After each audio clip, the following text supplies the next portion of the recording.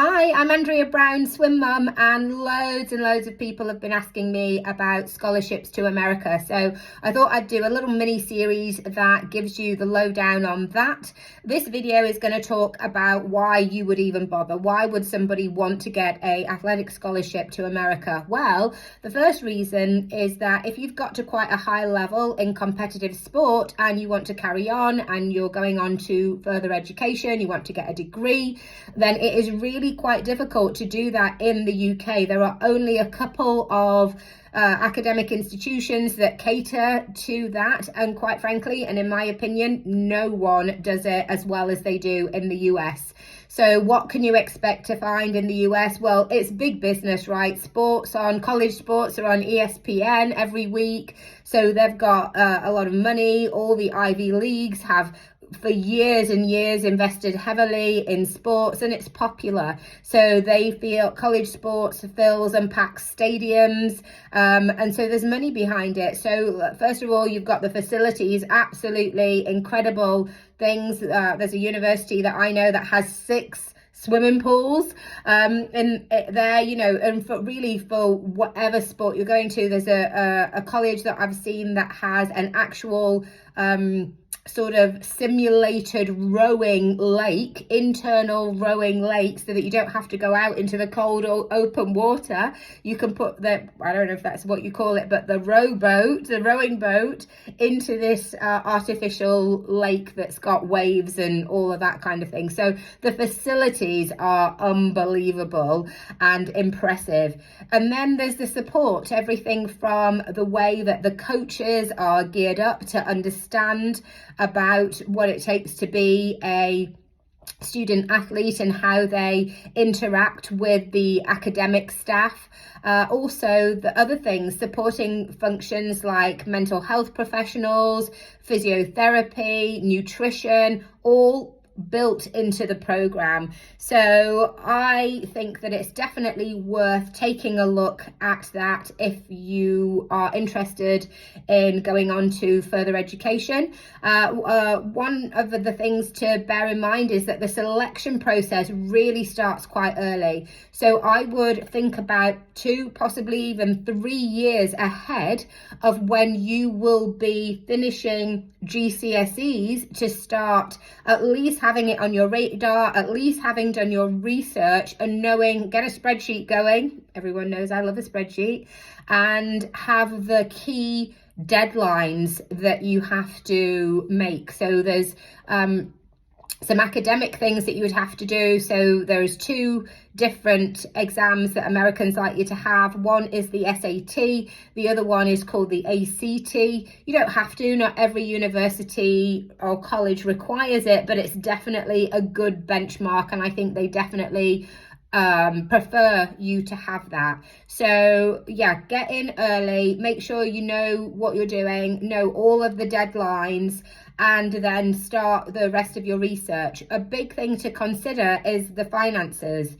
So you can go on an athletic scholarship and everybody just thinks, oh, scholarship just means it's for free. I'm just going to get this 4 years of free education. That's not always the case. So you might get accepted onto a program because of your athletic talents, and then comes the conversation about the money. So there may be no financial contribution just because they've let you onto the program. It sort of gave you a helping hand to get into the university. So for example, if you were trying to get into an Ivy League and they only accept 2 to 3% of the people that apply, that's really tough to get in academically. Whereas if you've got some interest from a coach athletically, he may offer you a place at that university to then be on his athletics team.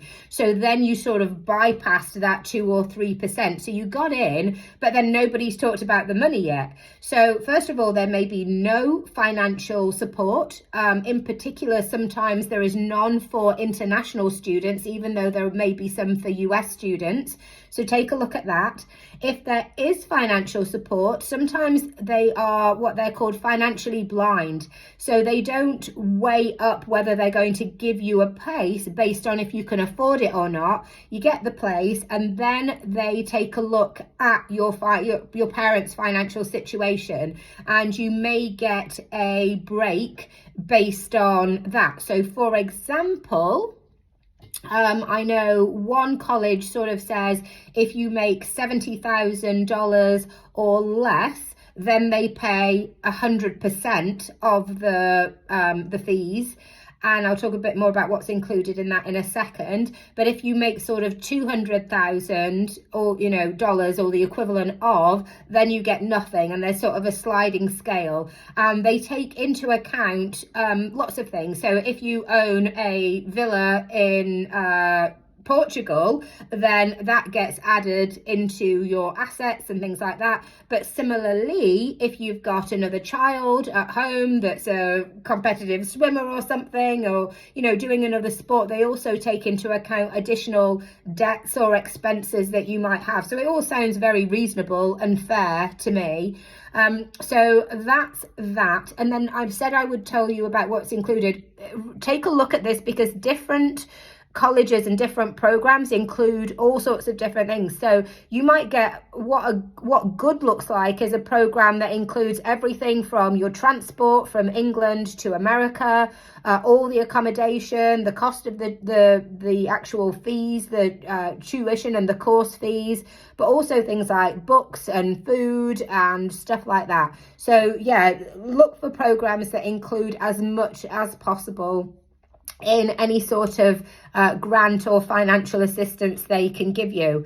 And then right at the very top of the wins is if you get what's called a full ride scholarship.